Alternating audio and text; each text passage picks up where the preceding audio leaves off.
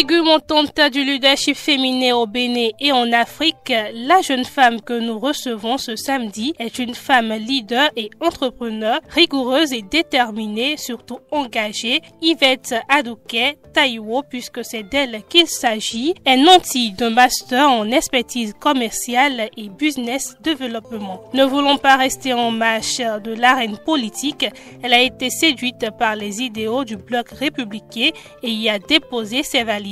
Au sein du parti, elle est coordonnatrice de l'OJBR dans la 6e circonscription électorale. Avec notre invité, on parlera des femmes en première ligne, un enjeu stratégique pour les élections de 2026. Chers internautes, roulement de tambour pour Yvette Adouké Taiwo.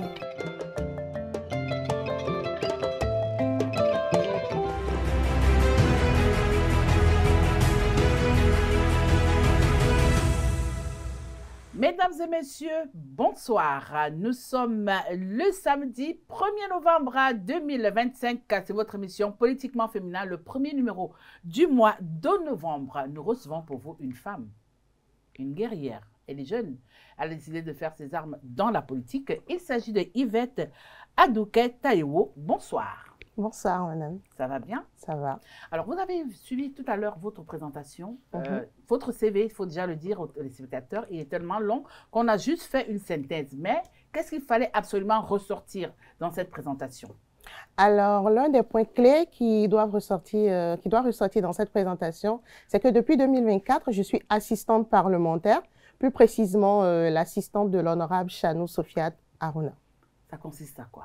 Alors, être assistant parlementaire, c'est pouvoir travailler aux côtés de la députée, pouvoir l'aider dans les tâches quotidiennes, que ce soit au niveau avec elle de faire des recherches quand il s'agit de l'étude des propositions de loi ou des projets de loi, que ce soit être à ses côtés sur le terrain en fonction de là où elle a besoin de vous, que ce soit également être avec elle pour préparer en fait quand elle a des interventions à l'international, pour pouvoir l'aider au niveau des recherches concernant les lois, que ce soit les lois béninoises ou les lois à l'international, concernant un secteur précisément. Et voilà, c'est autant de choses que fait un assistant parlementaire. Alors, on a fini par déposer les dossiers des candidatures des communales le mardi. Oui, le mardi. Alors, dites-nous, au niveau de votre parti, le Bloc républicain, est-ce qu'on aura des femmes massivement sur les listes? Mais bien sûr. Bien Parole sûr, de scout. Bien sûr, parce que l'une des directives clés, il y a cela encore, il y a un mois, il y avait déjà une note qui est sortie, envoyée à toutes les circonscriptions, à toutes les communes, où on exigeait un minimum de 30% des femmes, 30% des jeunes sur les listes électorales. Le parti tient franchement à mettre un point clé sur la participation des jeunes et des femmes. Alors, il va entre la note et la réalité sur le terrain. Hein, Maintenant, la note a été... Il y a quand même maintenant. Oui, la note est envoyée partout. Maintenant, il faut noter quelque chose. Si vous arrivez dans une zone où vous avez peut-être 10% de femmes qui militent, vous ne pourrez pas avoir les 30%. C'est pour ça que dans nos statuts au Bloc républicain, on a mis autant que se peut. Donc, si vous avez que 10% de femmes qui militent sur un territoire donné, dans une commune donnée, qu'on ne soit pas étonné de ne voir que ces 10% de femmes qui soient représentées sur la liste. Cela ne veut pas dire que le parti n'a pas respecté les engagements pris, mais cela veut dire que le parti s'est adapté aux réalités du terrain. D'accord. Alors, vous êtes une femme, une jeune femme, et pour vous, être une femme, de façon générale, c'est quoi? Alors, pour moi, être une femme de façon générale, c'est d'abord être mère porteuse d'idées, d'éducation et de développement. Parce que déjà, dès le bas âge, la femme africaine, c'est celle-là qui porte toute sa famille. C'est celle-là qui s'occupe de l'éducation des enfants. C'est celle-là qui, chaque matin, à 4 heures, est debout pour s'assurer que sa petite famille puisse manger, avoir au minimum 3 repas par jour, préparer, s'occuper. Donc, c'est une lourde charge, être une femme. Et pareil, je vais reproduire cela dans le militantisme, dans la politique. Une femme politique a cette charge-là de pouvoir accompagner, de pouvoir celle de porter les foulards? Non, du tout pas.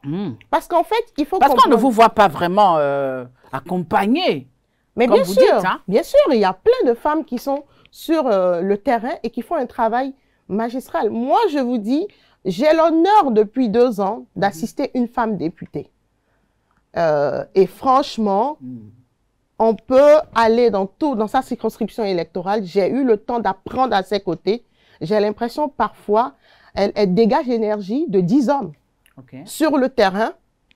C'est incontestable. Et c'est ça que moi, j'apprends aujourd'hui. L'une des choses que j'ai appris avec elle, c'est que en tant que femme, il ne faut pas juste s'engager en politique pour dire je veux faire de la politique, de la figuration. Il faut Donc, avoir, quand tu viens en politique, il faut avoir les arguments nécessaires. Il faut avoir justement suivi des formations qui te permettent en fait de pouvoir atteindre ce niveau et également être sur le terrain, être incontestablement reconnu dans ta localité, sur le terrain, afin qu'on ne puisse pas faire sans toi. Alors justement, vous qui êtes une jeune femme dans l'arène politique, vous accompagnez l'honorable Chanou. Quelle est la perception que vous avez donc de l'arène politique béninoise aujourd'hui?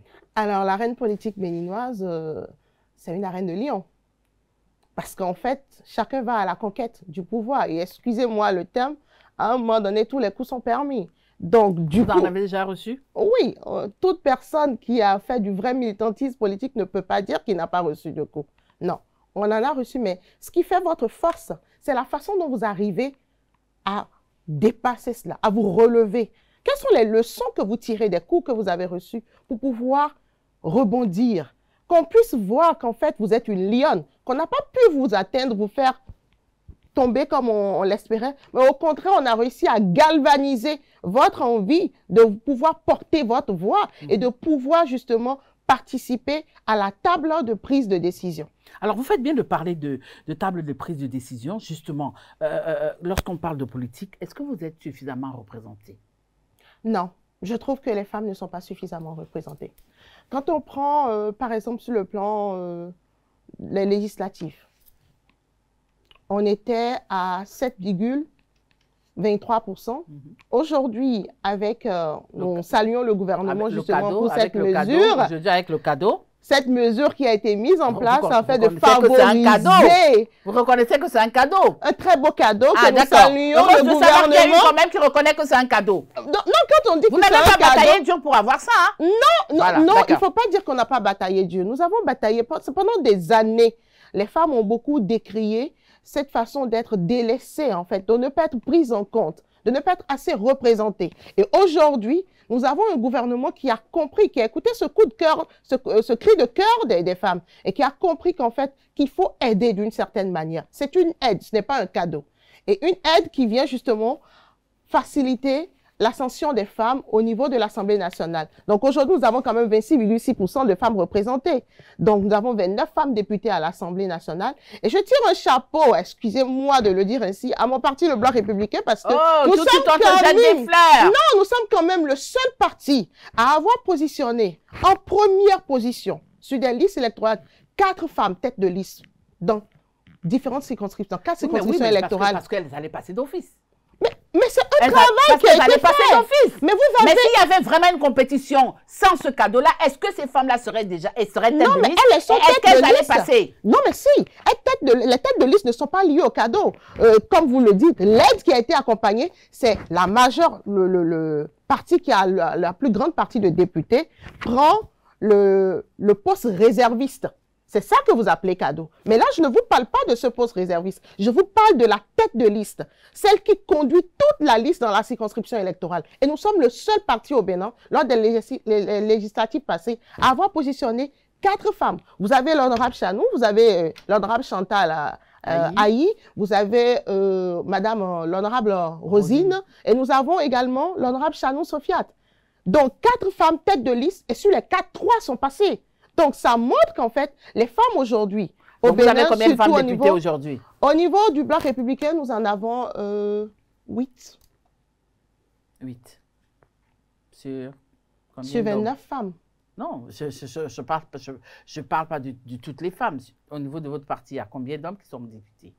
Alors, au niveau de notre parti, le Bloc républicain, nous en avons 28. On en fait 20. Ça fait 20 hommes contre 8 femmes. Alors, lorsqu'on parle de... Donc, vous avez vu que les 30% sont quand même... Plus le cadeau. Hein. Alors, lorsqu'on parle un peu de la représentativité des femmes au sein des instances de prise de décision, là, tout de suite, quelle est l'image ou bien quelles sont les images que votre cerveau vous renvoie? Quand on parle de la représentativité des femmes, ouais.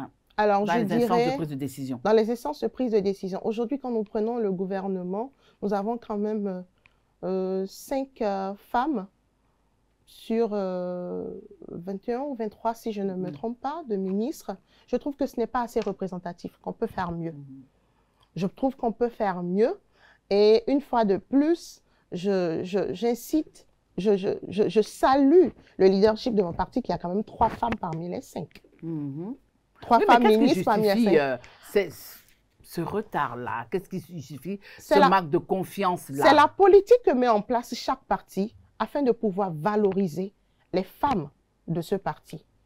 Je pense que si chaque parti mettait plus en exergue les femmes, on aurait une plus grande représentativité des femmes. Et aujourd'hui, nous nous battons pour cela au sein du Bloc républicain. Et c'est d'ailleurs pour ça que nous avons une organisation de masse qu'on appelle l'OFR, l'Organisation des femmes républicaines, ayant à sa tête Madame Alimantou Badarou, que je salue, qui fait un très beau travail, justement, qui se bat tous les jours afin que les femmes puissent être représentées, parce qu'aujourd'hui, étant membre du BEN, avec les autres femmes, nous avons la ministre Matisse et beaucoup d'autres femmes, elles se mettent toutes ensemble aujourd'hui pour se battre afin qu'on ait plus de femmes qui puissent être représentatives, qui puissent être présentes sur les listes électorales, mais pas seulement sur les listes électorales, au niveau des nominations également, qu'on puisse aujourd'hui nommer autant de femmes. Mais il s'agit au Bloc républicain de ne pas nommer pour nommer. On nomme des femmes qu'on sait qui sont capables de faire le travail. Et c'est d'ailleurs pour ça que ils sont capables de faire le job. Exactement. Alors justement, vous faites bien de parler des partis politiques. Alors, lorsque vous regardez un peu les partis politiques au Bénin, est-ce que vous avez l'impression qu'ils prennent suffisamment en compte la représentativité des femmes dans leur stratégie? Non. De vous à nous, hein? Non, sans langue de bois. Non, sans langue de bois, je dirais pas assez. Pas assez, on peut faire plus. On peut faire plus. On a commencé. Il y a un travail qui a commencé. Qui commence à donner... Oui, mais le travail, là, n'a pas commencé aujourd'hui. C'est quand même de l'endroit des indépendances que ça a commencé. Mais ça commence à donner. Ça fait 65 ans que vous dites toujours, le travail a commencé, mais on ne voit pas le bout du tunnel. Oui, mais il y a des résultats qui commencent à se faire voir petit à petit. Même Paris ne s'est pas fait en un jour. 60 ans après? Paris ne s'est pas fait en un jour. Même si c'est petit, il faut saluer. Oui, mais il faut saluer déjà ce qui est fait. Il faut saluer ce qui est fait. Et on salue. Corriger. Mais on salue tous les jours, mais ça évolue pas comme on le veut. Comme on le souhaite. On ne voudrait pas, on voudrait qu'il y ait plus de femmes qui soient représentées. Je suis absolument d'accord avec vous. Et les femmes, tous les jours, le scandent, elles le disent. Nous voudrons plus de représentativité. Et c'est d'ailleurs pour ça qu'il est très important, quand tu es une femme politique et que tu voudrais aussi pouvoir être représentative, il faut suivre un certain nombre de formations. Il faut se cultiver. Il faut pour qu'on puisse, quand on vous met face à un homme, qu'on ne puisse pas dire qu'il vaut plus que vous. Donc, c'est important, en tant que femme également, de cultiver l'excellence. Parce que c'est comme ça aussi que nous arrivons à nous imposer. Donc, quand je vous écoute, pour vous, vous faites partie de ces catégories de jeunes femmes politiques aujourd'hui qui estiment que les facteurs socio-culturels n'ont rien à voir avec... Ah non, ça a beaucoup à voir. Ah ouais? Parce que nous avons des régions aujourd'hui encore au Bénin où on trouve anormal qu'une femme se mette en politique. Nous avons aussi cette envie, comment amener les femmes à la politique. Très peu de femmes arrivent en fait à avoir l'envie de rejoindre la chose politique. Et c'est un travail qui est censé se faire au niveau de nos réalités socio-culturelles, justement. Parce qu'on est habitué à voir la femme à la maison, on est habitué à voir la femme, mais pas à la table des prises de décision. Et aujourd'hui, on veut que ça change. Donc, il y a un travail de base d'abord qui doit se faire au niveau de nos réalités socio-culturelles. Il faut revoir les choses afin que la femme puisse comprendre qu'elle a ce droit-là, qu'elle a l'obligation de s'asseoir. Quand on sait que dans nos couvents, c'est elles qui ont la puissance, c'est Exactement. elles qui décident, mais pourquoi en politique, vous n'arrivez pas à décider? Qu'est-ce qui se passe? Est-ce que lorsqu'il s'agit de l'arène politique, vous perdez le là? Non, cela ne veut pas dire que la femme perd le là. C'est comme je vous l'ai dit, la femme déjà doit, la femme africaine ou béninoise doit reformater un peu l'éducation. Elle a été éduquée, elle a été formatée. N'oublions pas ça. Dans les couvents, on a déjà été éduqué, formaté. La Yalodé, la reine, c'est elle. Mais sur tout ce qui est politique, Elle n'a pas été formatée à la base pour cela. Donc, c'est un reformatage qu'on est en train de faire aujourd'hui pour lui montrer que tu as autant le droit qu'un homme de participer à la chose politique. C'est même sine qua non aujourd'hui de s'asseoir à la table des prises de décision. Et je ne suis pas en train de dire que les hommes vont nous accueillir à bras ouverts en disant, voilà, on vous cède la place. Non, c'est une bataille. C'est d'ailleurs pour ça qu'on parle de politique, c'est une bataille. Donc, il faut prouver, il faut se battre et imposer sa place, s'imposer. Parce que quand on ne peut pas faire sans vous, on n'a plus le choix, en fait. Alors, justement, dites-nous un peu, de plus en plus, on constate que nous avons des jeunes femmes en politique comme vous, hein, où vous sortez les griffes aux côtés de ces doyens. Est-ce que vous estimez que vous avez suffisamment de compétences pour pouvoir occuper des postes électifs? Ben oui. Expliquez-nous ça. Oui, parce que j'estime aujourd'hui... Oui, mais on ne vous voit pas assez. Hein? Oui, oui, j'estime aujourd'hui qu'il y a différentes formations à laquelle on a participé, on a été formé pendant des années. Moi, ça fait plus de 12 ans que je me forme à travers différents programmes. Je remercie déjà l'Institut pour la gouvernance démocratique qui fait beaucoup en ce sens pour les jeunes femmes en politique. Et au niveau de mon parti politique également, qui essaye de former les femmes et de les mettre aussi sur le terrain, afin qu'elles puissent démontrer ce qu'elles peuvent. Et aujourd'hui, avec cette opportunité que j'ai eue aussi quand même en tant qu'assistante parlementaire, ça m'a permis quand même de rentrer dans la maison parlementaire, l'Assemblée nationale, de comprendre comment, c'est quoi un projet de loi, c'est quoi une proposition de loi, comment ça s'étudie, comment on fait pour pouvoir adapter aux réalités, quelles sont les différentes démarches qui sont mises en place aujourd'hui, afin de pouvoir voter une loi à l'Assemblée et comment après la promulguer, comment, dans quel contexte elle doit être promulguée et comment la mise en place et la vulgarisation se fait sur le terrain. Donc, c'est autant de choses aujourd'hui que j'ai eu la chance et l'opportunité d'apprendre. Et je pense que de plus en plus aujourd'hui, nous avons de ces jeunes femmes-là qui ont reçu assez de formations, que ce soit sur le terrain, que ce soit les formations au niveau des différentes institutions internationales de partis ou sur le terrain à travers d'autres opportunités qui sont mises en place et qui aujourd'hui ne demandent qu'à prouver en fait que l'opportunité leur soit donnée de prouver justement qu'elles sont capables de le faire. Donc aujourd'hui, je pense que on a de plus en plus de femmes capables de pouvoir faire le travail. Alors, dites-nous un peu, comment comprendre que 35 ans après la Conférence nationale des forces vives de la nation, l'engagement politique des femmes continue d'être mis en cause dans notre pays? L'engagement politique, c'est comme je l'ai dit, c'est nos réalités socio-culturelles, ils sont pour beaucoup. Énormément. Vous vous cachez toujours derrière ça? Non, nous ne nous cachons pas derrière ça. Tout porte à croire que vous allez seul avoir les réalités socio-culturelles. Mais cela se retrouve dans plusieurs pays, mais concentrons-nous sur le Bénin. Le Bénin, nos réalités le montrent. Quand je me concentre sur le Bénin, je sais qu'au Bénin, on a fait un réel problème. Je peux vous dire que lors de notre formation, une de nos formations, par exemple, avec l'IGD, moi, j'ai assisté à une situation où on avait une de nos collègues qui s'est retrouvée à devoir n'eût été l'intervention des responsables de la formation, elle aurait dû laisser la formation et l'environnement politique parce que son conjoint lui demandait de faire un choix. En tant que femme africaine, béninoise, où on sait que l'un des paravents, l'une des choses que les parents respectent, une femme, c'est celle-là qui respecte son mari, c'est celle-là qui a un toit. Déjà en politique, si tu es une femme et que tu n'as pas de conjoint, on sait tout ce qui se dit autour. Donc imaginez, tu dois te battre pour conserver ton foyer, pour conserver ton couple. Mais quand par derrière, tu as cette pression de ton compagnon qui ne veut pas te voir dans la politique, ce n'est pas évident.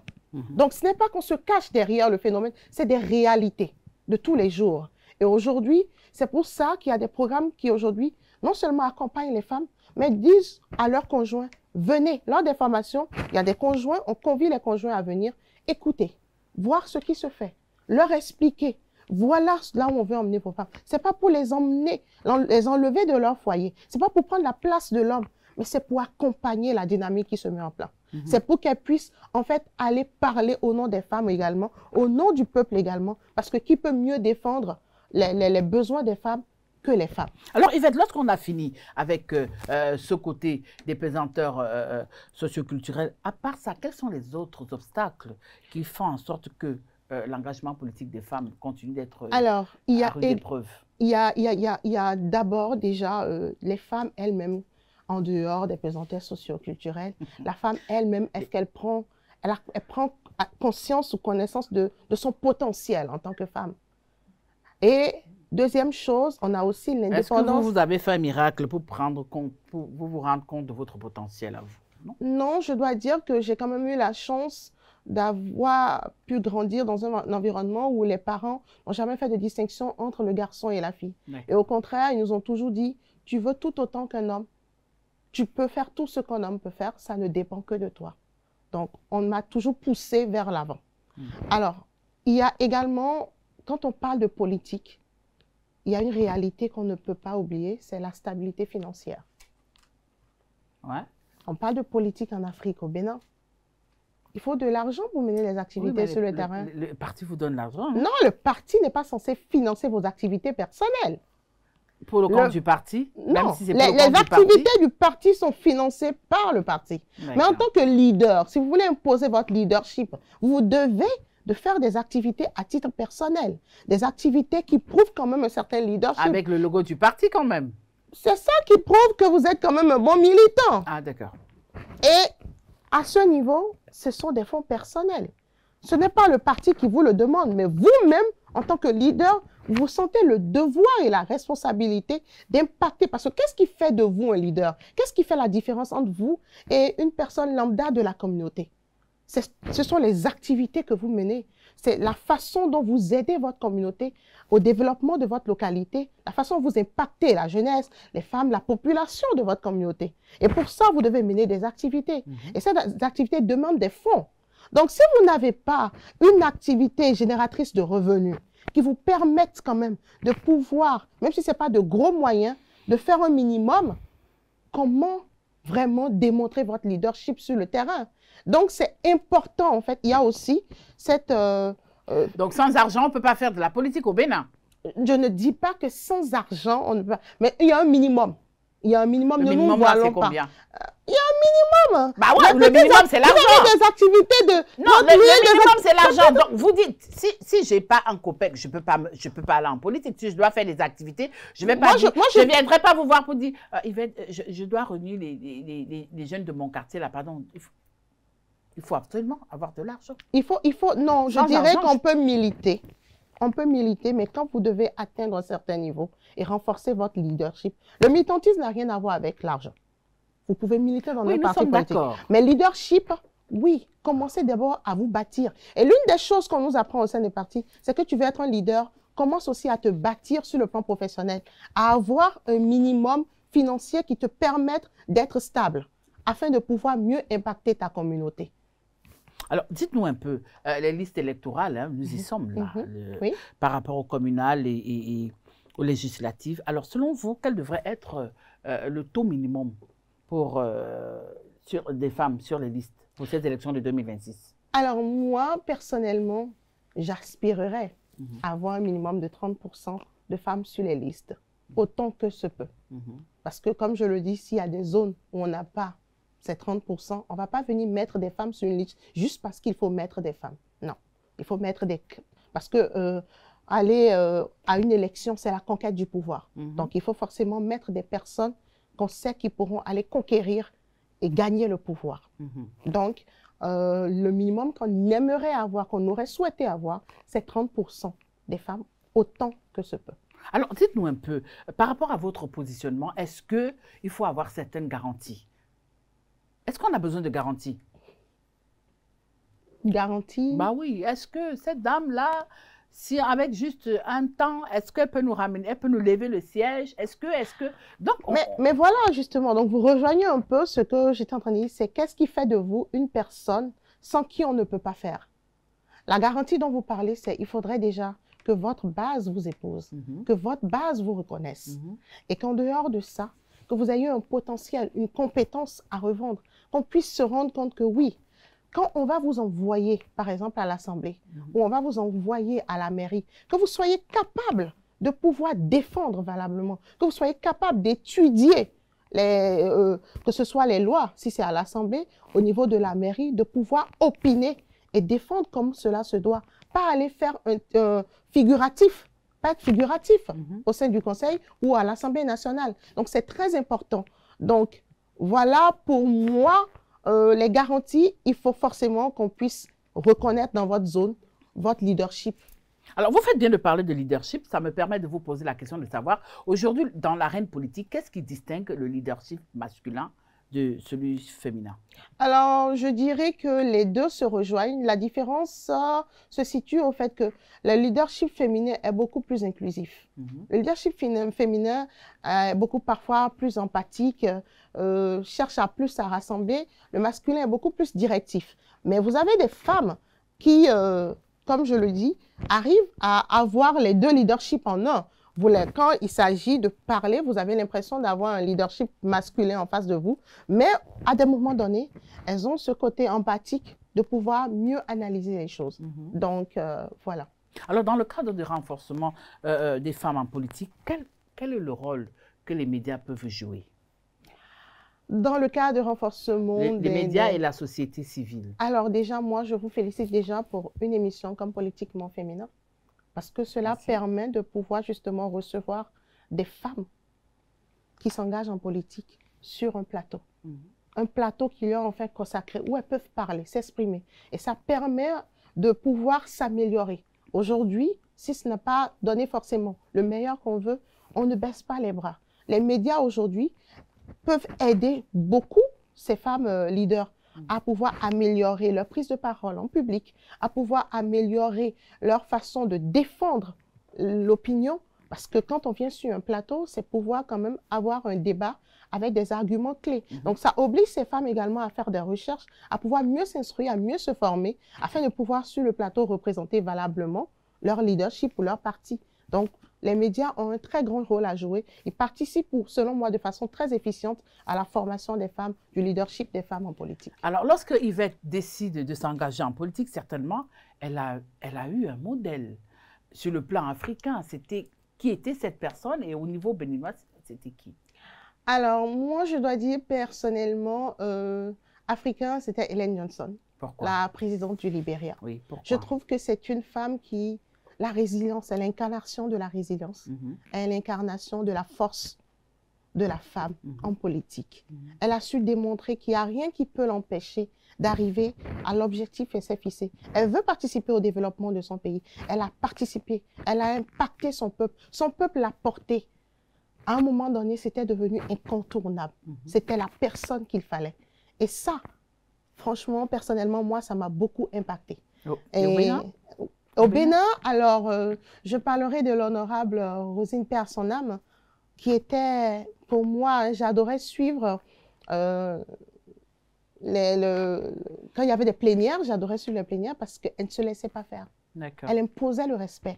Et je m'excuse si je reviens là-dessus, mais je retrouve un peu en elle aujourd'hui, auprès de celle auprès de qui j'apprends tous les jours, l'honorable Chanou Sofiat, que j'admire énormément, que ce soit à l'Assemblée ou sur le terrain. Je lui dis souvent, j'ai l'impression que c'est une aura d'homme, excusez-moi. C'est une aura forte, en fait. Quand ça arrive, c'est une aura forte. Un train à grande vitesse. Voilà, donc ça s'impose à vous, en fait. Alors, pour mettre fin à notre entretien, en 6 mots, dites-moi pourquoi les femmes doivent être en première ligne lors de cette élection générale de 2026. En 6 mots. En 6 mots? Oui. Waouh! Parce que si on veut avoir une famille équilibrée, il faut le père et la mère. C'est très important que la mère, les femmes, puissent participer. Père et mère. À la prise de décision. Ça fait déjà 2 mots. Il vous reste 4. À la prise de décision et leadership féminin, inclusion, inclusif. D'accord. C'est bon. Très important. Il reste 2. Alors, également, je parlerai de qui peut mieux que la femme défendre les intérêts de la femme, des enfants et de toute la nation. C'est une mère. Et la femme fait mieux comprendre cela que quiconque. Voilà, nous venons de mettre un terme à l'entretien. L'entretien, c'était avec moi. Merci. Merci à vous. Comme c'est la première fois que vous venez sur notre plateau et que vous nous avez montré de quoi vous êtes capable, vous avez droit à un thé de reine. Donc, je vais inviter le loup et la louve à vous offrir ce thé. Billy et Romaric.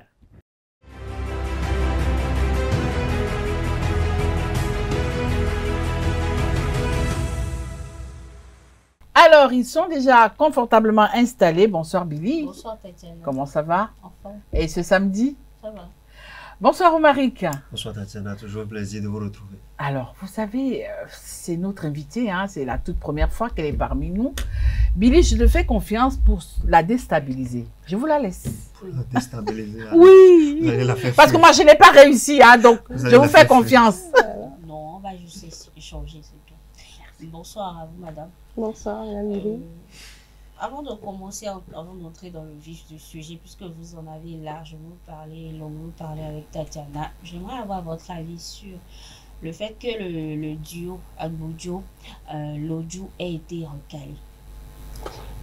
Alors, je dirais que, en temps normal, je ne suis pas la meilleure personne pour parler Oui, de mais ça. vous êtes là, vous êtes parce une, que- vous parce êtes une que femme politique. oui, je suis politique. Et vous êtes citoyenne. Et Voilà. je suis citoyenne. D'accord. Parce que, personnellement, je pense, c'est mon avis, ça n'engage que Yvette Taillot. Je pense que c'est une question de gestion interne, de préparation en interne, parce que les présidentielles 2026, ce n'est pas à la veille qu'on le prépare. On a eu 5 ans pour le préparer. Donc, je pense qu'on a eu 5 ans pour pouvoir s'entendre en interne, peu importe les divergences, et pouvoir trouver un consensus afin de pouvoir surprendre. Donc, personnellement, je pense que c'est... Merci, je ne veux pas tirer là-dessus. J'aimerais savoir pourquoi vous avez embrassé la carrière politique. Pourquoi la politique? Comme je l'ai dit, moi, depuis toute petite, toute jeune, j'aimais bien regarder certaines émissions et il y avait des femmes qui impactaient. Je dirais que la première femme qui m'a impactée n'est même pas africaine, c'était Oprah Winfrey. J'adorais beaucoup suivre les émissions et souvent je demandais à mon papa comment je fais pour devenir une femme forte comme ça. Comment je fais pour avoir autant de poids. Il dit, mais c'est pas sorcier, ça ne dépend que de toi. Et après, au fil du temps, je me suis rendu compte avec mon parrain qui était dans la politique que je le suivais, le docteur Laurent Assoba, je le suivais un peu dans cette truc. Et j'ai vite compris qu'en fait, j'aimais ce que je voyais. Et j'ai pris goût à cela en fait. Et j'ai dit, non, moi je veux faire de la politique. Et comment les parents ont vu ça, surtout papa? Est-ce qu'il a apprécié? Puisque... Mon père n'a jamais été d'accord que je fasse de la politique. Il trouvait que c'était une arène dans laquelle il ne voulait pas voir ses enfants. Et bizarrement, au fil du temps, aujourd'hui, il prend plaisir à me suivre quand j'ai une activité ou quand je passe sur un plateau de télé parce qu'il me dit, bon, finalement, j'ai l'impression que tu as ça dans le sang, donc vas-y, je ne te retiens plus. Ok, pour entrer dans le vif du sujet, on parle des femmes en première ligne. Je dis de ce thème d'aujourd'hui et on parle d'enjeux stratégiques pour les élections générales de 2026. Mais moi, j'aimerais savoir d'abord que fait le bloc républicain, pour plus de représentativité de la jeune féminine. Alors, au niveau du bloc républicain, déjà, comme je le dis, dans les tests, les statuts du parti, il a été mis en place 2 grandes organisations de masse, l'organisation des femmes et l'organisation des jeunes. Et ces organisations ont à leur tête une dame, Madame Alimatou, et l'honorable Bidar, qui est aujourd'hui ambassadeur consulaire, qui, avec le bureau, ces organisations ont des bureaux, et travaillent en fait à la représentation des femmes et des jeunes. Donc, ces organisations sont censées travailler déjà à la base avec tous les jeunes du parti ou toutes les femmes du parti et elles le font très bien.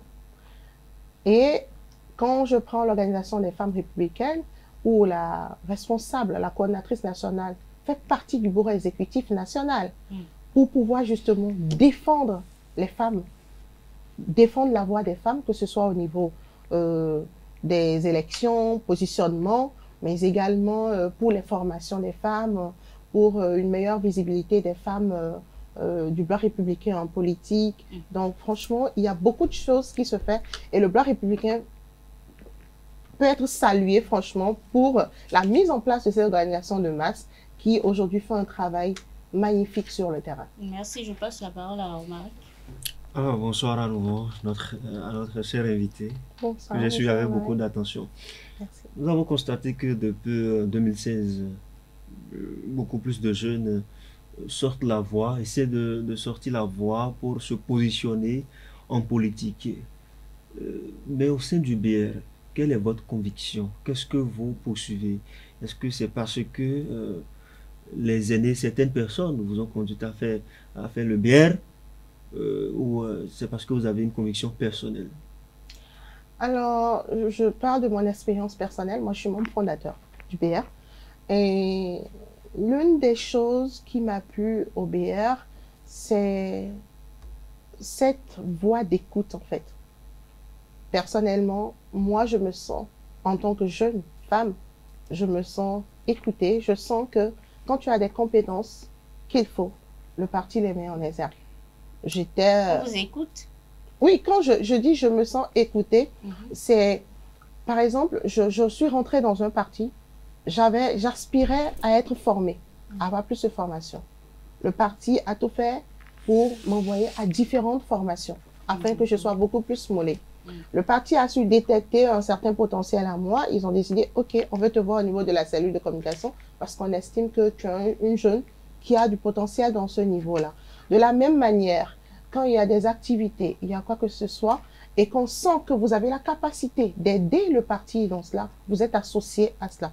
Et personnellement, pour moi, c'est déjà un gros plus parce que je veux d'abord apprendre, me performer avant de pouvoir aller à la conquête. Mais quand, je ne comprends pas. Hein. Oui. Quand vous parlez de, c'est pour ne pas oublier ma question, quand vous parlez de capacité, de formation, de tout ça, les personnes qui n'ont pas été à l'école et qui soutiennent le BR, vous les mettez où dans tout ça?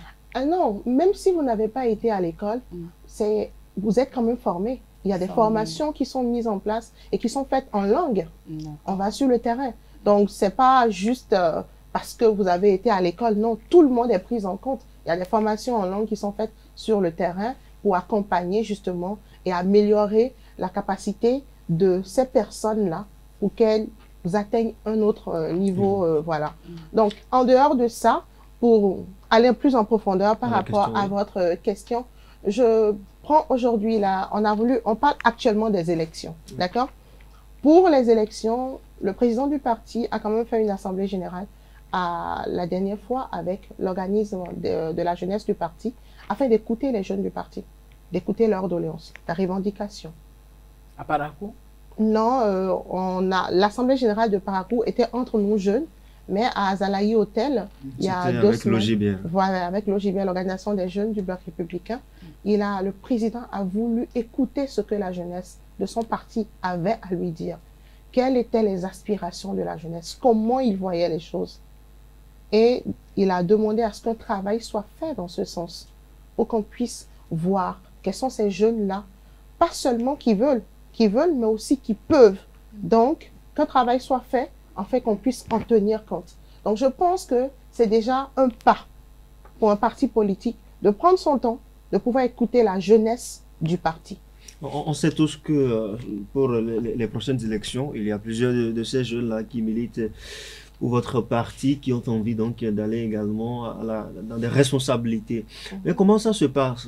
On sait que lorsque ils sont quand même désignés à la base, ce n'est pas finalement ce qu'on sent dans les listes officielles. Et dans la promotion de ces jeunes-là également, on ne sent pas qu'après les nominations, on ne les remarque pas, notamment dans toutes ces choses-là. Est-ce que vous pensez que ce n'est que du vent qu'on nous donne? Parce Non. que Je ne dirais pas que c'est du vent et je ne dirais pas non plus que c'est parfait. Je ne dirais pas que c'est du vent, je ne dirais pas que c'est parfait. Il faut reconnaître pas que ce n'est pas bon. Non, je ne dirais pas que ce n'est pas bon. Je ne dirais pas que c'est pas bon parce qu'il y a un travail qui est quand même fait. Vous avez déjà dit quelque chose tout à l'heure que j'ai aimé le fait que vous connaissez déjà ce processus. C'est que c'est déjà chez nous, les gens ne sont pas plébiscités. C'est pas le haut sommet qui se lève et dit lui, il est candidat. Non. C'est au niveau des sous-sections déjà qu'il y a des propositions. Donc, c'est la base qui propose. Et c'est envoyé au niveau des sections. Et le travail qui est fait, voilà, c'est à la section de transmettre. Mais lorsque la section transmet, et en finale, on voit que Ce n'est pas la transmission initiale qui a été faite qu'on remarque. Je ne dirai pas ce que je ne sais pas, mais je dis toujours que si la section a transmis une liste, il y a très peu de modifications. Pourquoi devrait-il y avoir des modifications? Qui va se faire peut-être au niveau... parce qu'il y a plusieurs... Parce que si la section, si c'est que la sous-section a décidé, si la section a décidé, c'est que la sous-section et la section comptent sur ces personnes-là pour gagner le terrain. Alors, pourquoi devrait-il y avoir des modifications? On est en politique, et ce n'est pas un fleuve tranquille. On est en politique, tout n'est pas rose, tout n'est pas blanc.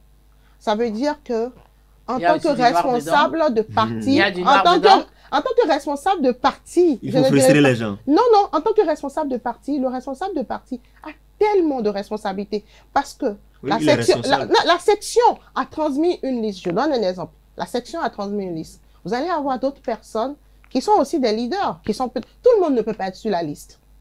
Ah, ok, ça ne correspond pas, peut-être pas. En tant que responsable, le responsable doit prendre la liste que la section lui a transmise, aller faire une enquête sur le terrain pour voir réellement le leadership et tout ce qui est fait, faire un rapprochement, faire une étude et pouvoir sortir maintenant une liste qui réponde plus aux besoins du parti. Du parti. Pas de la base. Et de la base. Du parti et de la base. Des deux. Du parti et de la base. Parce qu'il faut trouver un consensus, justement. Et ce n'est pas facile de trouver le consensus. Et on ne pourra jamais plaire à tout le monde.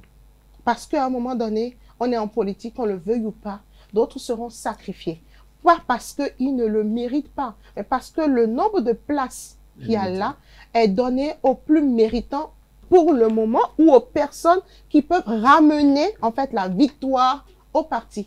Parce qu'il ne suffit pas de dire que je suis leader et que je suis connu, mais au soir des élections, est-ce que vous allez ramener la victoire à votre parti politique?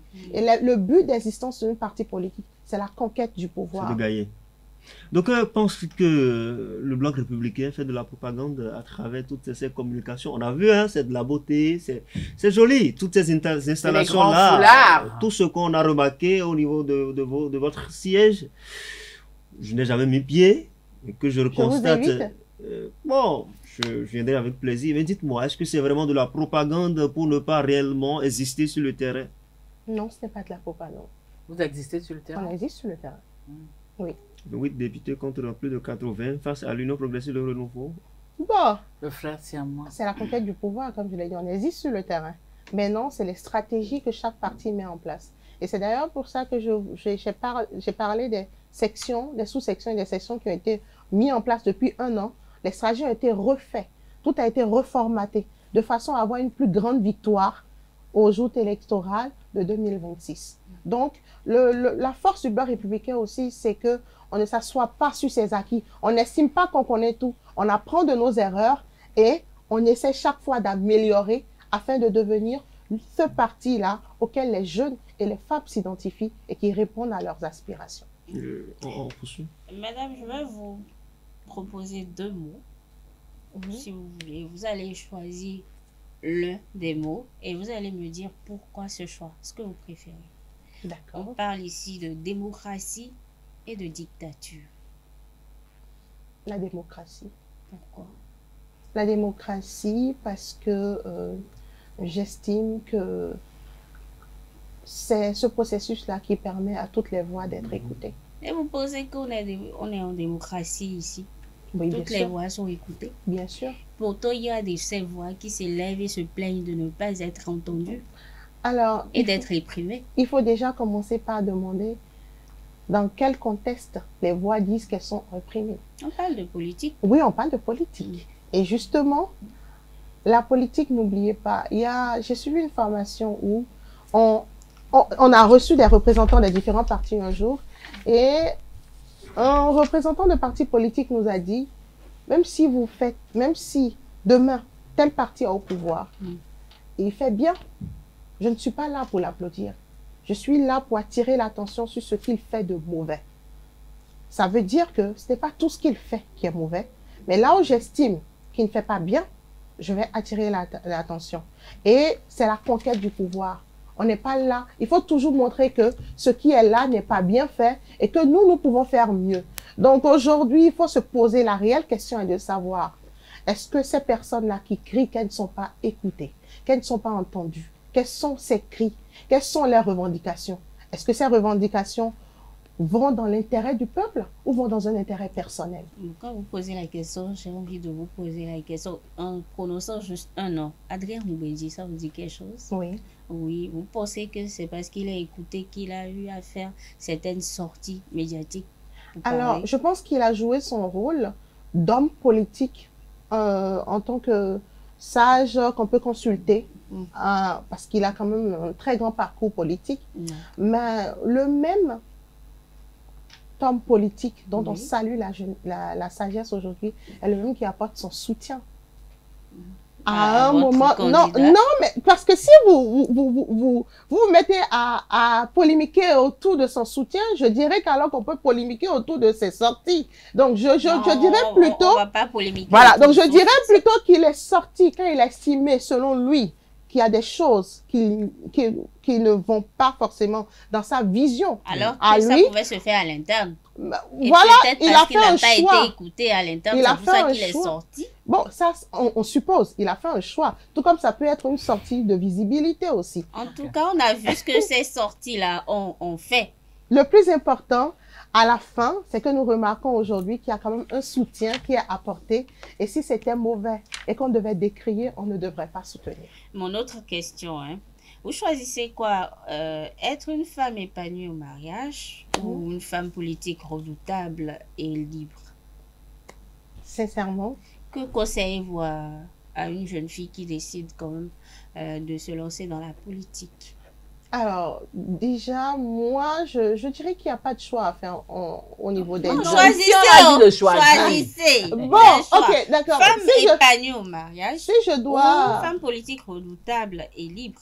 Si je dois parler d'épanouissement en mariage, moi, je dirais que mon épanouissement passe par le fait que je sois heureuse de faire ce que je fais. Non, ne nous dribblez pas. Je ne vous dribble pas. Non, on a dit de choisir. Je ne vous dribble pas. Je veux être une femme libre, heureuse, politique, et j'estime que le conjoint... Non, il n'y a pas estimé dedans. Donc, tu as déjà choisi. Vous avez déjà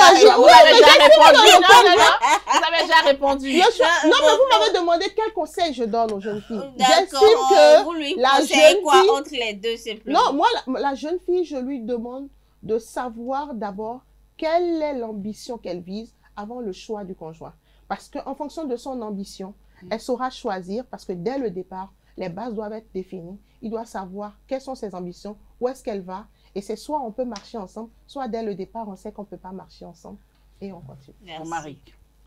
Aujourd'hui, est-ce que vous vous attendez à ce que beaucoup de femmes, beaucoup de jeunes se retrouvent sur les différentes listes pour les élections de 2026? On l'espère vivement.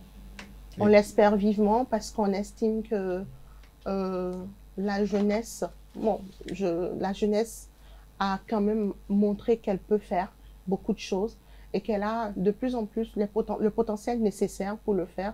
Et elle ne demande qu'une chose, la chance, que les aînés lui donnent la chance de prouver ce dont elle est capable. Donc on espère vraiment. Mais est-ce que vous êtes prêt réellement à le faire? Moi, je pense qu'on est prêt. Le tout ne suffit pas de dire que vous êtes prêt, mais il faut également que lorsque l'on va vous faire confiance, vous arriviez à prouver quelque chose. On a déjà vu des femmes être positionnées, pas plus tard que pour les élections passées, puis bon, aujourd'hui avec de très mauvaises lectures. Mais c'est la raison pour laquelle, je l'ai dit tout à l'heure quand je parlais avec Madame Tatiana, j'ai dit que la promotion de l'excellence, il ne suffit pas de dire qu'on est jeune pour être une liste, mais un jeune capable, un jeune qui a fait un certain parcours, un jeune qui a eu le temps quand même de démontrer un certain nombre de choses. Et qu'on sache qu'aujourd'hui, quand on va le positionner, il pourra faire le travail. Et il en est de même pour les femmes. Une femme qui a eu à faire un parcours, pas une femme qui est plébiscitée comme ça, non, mais une femme... C'est pas parce qu'on dit qu'on doit avoir... Parce qu'il y en a beaucoup qui sont plébiscités. Ce n'est pas ce que j'ai dit. Oui, moi, je le dis. Bon, okay. Mais je dis que, en tant que femme aujourd'hui, nous allons à la conquête du pouvoir, donnons-nous les armes nécessaires afin de pouvoir affronter les hommes de façon à armes égales. D'accord. Vous savez ce que je vous propose? Non. C'est de commencer déjà à travailler de plus jeunes filles que vous à la chose politique. Je le fais et il y a un nouveau programme qui est mise en place. Je crois que ça va sortir d'ici là avec la présidente Guido Godlin, après le sommet de la jeunesse du Bénin, où on a commencé un projet de mentorat avec des filles, des jeunes filles sur la chose politique. Merci pour le service rendu à la nation. Merci à vous pour l'invitation. Merci à Billy, merci à Romaric. Bon. Merci, c'était bien. C'est vrai que vous avez un peu châtié notre invité. Alors, Romaric a la lourde mission de transcrire tout ce que vous avez dit. Ou vous sentez qu'il a un peu écorché, vous dites non, je n'ai pas dit ça. Le résumé de l'émission, tout de suite et maintenant. Amis internautes, bonsoir. À nouveau, vous êtes sur Politiquement Féminin. Nous sommes le 1er novembre de l'an 2025 et cette émission, vous le savez déjà, elle est animée par Tatiana Randa Djemea, Béli Galaïbi et moi-même Romaric Ndjessogo de la famille Beno. Pour le nouveau numéro de cette émission, les femmes en première ligne, enjeux stratégiques pour les élections générales de 2026, c'était le thème et notre invité a pour nom Yvette Adouké Taïwo, qui est membre du bloc républicain, coordonnatrice de l'OJBR et coordonnatrice de l'OJBR de la 6e circonscription et assistante parlementaire. Elle assiste l'honorable Sofiatou Tchanou. Sur notre plateau, elle a souligné la volonté de son parti d'intégrer davantage de femmes sur les listes électorales, notamment pour les prochaines élections au Bénin. Pour elle, être femme, c'est être porteuse d'idées et de développement. Elle appelle les femmes à cultiver vision, résilience, leadership, excellence, tout en renforçant leur autonomie financière qui ne doit pas être un frein pour l'engagement politique. Elle plaide pour que au moins 30% de femmes soient sur les listes pour les élections de 2026, estimant que le leadership féminin et masculin sont complémentaires, les femmes se distinguant par leur empathie. Voilà la seule différence qu'elle a pu notifier. Tout en reconnaissant la faible représentativité actuelle, elle salue les efforts de son parti, notamment le bloc républicain, et invite les autres partis à suivre cet exemple. Abordant les présenteurs socio-culturels, elle a noté que les partis œuvrent à impliquer les hommes dans la promotion du leadership féminin pour que les foyers puissent durer. Alors, elle a également évoqué le cas du duo des démocrates qui a été recalé par les institutions compétentes de notre pays. Elle a notamment parlé d'un manque de préparation interne et affirmé que l'engagement politique naît dès l'enfance alors que son parrain était un homme politique. Elle a salué l'émission Politiquement Féminin qui fait la promotion, qui joue un grand rôle dans l'accompagnement des femmes pour leur leadership et leur affirmation. Pour modèle de femme africaine, elle a parlé de la présidente du Libéria, voilà.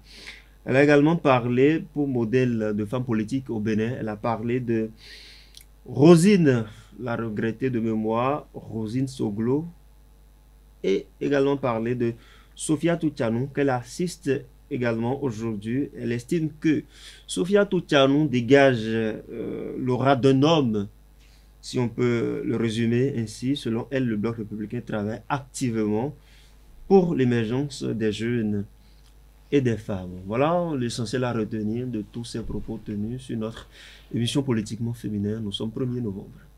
Merci Romaric. C'est moi. C'est bon? C'est bon. Laura dégage une aura très forte. Pas l'aura d'un homme, parce qu'elle n'est pas un homme. D'accord. Ok, d'accord. Alors, c'est la fin. Hein. Avant de nous livrer votre mot de fin, on a cette partie-là que les internautes adorent beaucoup. C'est notre quiz. Je vais vous poser certaines questions avec des propositions. Vous allez faire Connaissant bien le parti. Connaissant bien le parti, très bien le parti. En off. Bah oui, donc c'est le moment de montrer au président Abdoulaye Bio-Tchané et à la présidente des femmes, sans oublier l'honorable, que vous connaissez bien le parti. Alors, dites-nous, le bureau politique national du bloc républicain compte combien de femmes? Le bureau politique du Bloc Le bureau républicain. exécutif national. Ou Le bureau- BEN. Oui, compte combien de femmes? Non, le bureau politique, c'est 82 Le sur Ben, les 300 et quelques. Maintenant, le BEN, Le BEN. le SE, c'est une femme sur les 9. Le BEN, je parlerai de Estimation. estimation. Franchement, vingtaine, vingtaine. Non, vingtaine. Non, dites Une 20. vingtaine, une vingtaine, je crois. Non, dites 5, 6, 20, 40. Et puis, on va quitter sur ça. Elle Oui, connaît je sais, le parti. Non, Oui, elle connaît le parti. C'est ça, là, maintenant, on voit là. oui, mais c'est ça, je dis. Le Oui. SE, je sais que c'est une femme sur les 9. Le bureau politique, on en a 82 sur 308. Au niveau du BEN, on a... Je veux le bureau exécutif national. National, C'est ça oui. qui m'intéresse. Combien de femmes? je crois qu'on doit avoir une quinzaine de femmes. Quinzaine. On retient 15, hein? 15. On va y revenir Non, tout à pas l'heure. 15. Alors, vous avez combien de députés? Nous, on en a 28. Combien de conseillers municipaux? Là, je vous fais des propositions. 493, 684, 683. 493. 493. Ok, on va y... Alors, je vais vous proposer des devises avec certains initiales et vous allez choisir laquelle vous arrange. On commence par PTP. Vous avez FLE, vous avez LTP. Vous choisissez laquelle parmi les trois sigles. Excusez-moi, vous pouvez... Parmi les trois sigles, vous avez PTP, vous avez FLE et vous avez LTP. Parmi les trois, vous choisissez quoi? Des devises. On reprend encore une fois. Non, non. PTP. Vous choisissez? Vous choisissez. Vous choisissez quoi? Elle a dit PTP. Vous avez dit votre dernier mot. PTP, je crois. PTP. Ok, on va y revenir. Alors, nous avons des slogans. Construisons ensemble un Bénin uni, plus prospère et solidaire. Mhm, Construisons un Bénin plus fort, plus uni pour bâtir un Bénin debout. mhm. Plus uni, plus fort pour construire un Bénin. Plus unis, plus fort pour construire le Bénin. Applaudissez. Là, elle a Oui, trouvé. oui, oui. Là, elle a trouvé. Alors, Elle fait ça tout le temps. vous avez votre nouveau champion, c'est qui? Le ministre de l'économie et des finances. C'est votre nouveau champion. Oui, Alors, vous devez rencontrer votre nouveau champion. d'accord. Il faille absolument lui offrir un présent. Mhm. Suivez très bien, parce que les choses ne sont pas toujours ce que vous croyez. Oh. Est-ce que vous apportez avec vous un palmier? Est-ce que vous apportez avec vous un balai? Est-ce que vous apportez avec vous des allumettes, un manguier, un arabe, un frisson, un mustang, un pur sang? Vous emportez quoi pour Un offrir? palmier. Un palmier, Mhm. c'est votre dernier mot. Ouais, palmier. Vous ne changez plus. Non, un palmier. Roulement de tambour. Alors, à ce niveau, si j'avais dit un zèbre, vous alliez vous retrouver. Mais j'ai pris la peine de dire un arabe. Un arabe également, c'est un cheval. Alors, vous avez faux. Vous avez trouvé le slogan de votre parti. Oui, Un arabe, c'est c'est un plus cheval. uni, plus fort Ok, pour construire d'accord. un Bénin. Alors, pour les devises, vous avez choisi PTP, vous aurez dû choisir liberté, travail, prospérité, la devise du bloc républicain. PTP. Alors, pour les députés, vous avez dit 493. Pour les conseillers communaux, vous avez Oui. dit 493. Non, le bloc républicain en a 683. Et pour finir, au niveau du bureau exécutif national, vous avez 9 femmes. Et vous aviez 49 hommes. Il y a l'honorable Sabakate qui est décédé. Donc, 48. 48. C'est bon? Oh, alors, Applaudissez pour monsieur la... le président Abdoulaye Diop, vous avez du pain sur la planche. Ah, Alors, votre mais c'était vraiment codé. mot de fin. Votre mot de fin. Ok, mon mot de fin, je tiens à dire merci à Madame Tatiana, Madame Dili, Monsieur Romaric pour cet entretien et merci pour une émission pareille qui permet quand même aux femmes de pouvoir s'exprimer par rapport à la leadership. Et comme je le disais tout à l'heure, le quiz de tout à l'heure vient renforcer ce que je disais en matière de aller encore plus se documenter pour pouvoir ne pas tomber dans le piège. Donc, merci quand même à son Excellence, Monsieur le Président Patrice Talon, qui a quand même beaucoup fait pour les femmes lors de sa mandature, et à tout son gouvernement. Merci pour tout ce qu'il a fait. Merci au président de mon parti qui n'arrête pas d'œuvrer pour la présence des femmes et des jeunes dans la politique. Merci à tous et ça a été un plaisir. Mesdames et messieurs, terminus, tout le monde descend. Ce premier numéro du mois de novembre 2025, fin et stop. Nous avons reçu pour vous Yvette Adouké Layou. C'est quoi? Tayo. Ah, voilà, je reprends, sinon je vais oublier. Alors, nous avons reçu pour vous Yvette Adouké Tayo et les membres du Bloc républicain avec elle nous avons parlé de Les femmes en première ligne, un enjeu stratégique pour les élections 2026. J'ai animé cette émission avec La Louve. Merci Billy. Le Loup Romaric, merci. Gros plaisir également. Toute l'équipe de production vous remercie de nous avoir suivis. Retrouvons-nous samedi prochain pour une autre thématique. Ça se passe tous les samedis après-midi sur EZAE Télévision, la meilleure des web télé.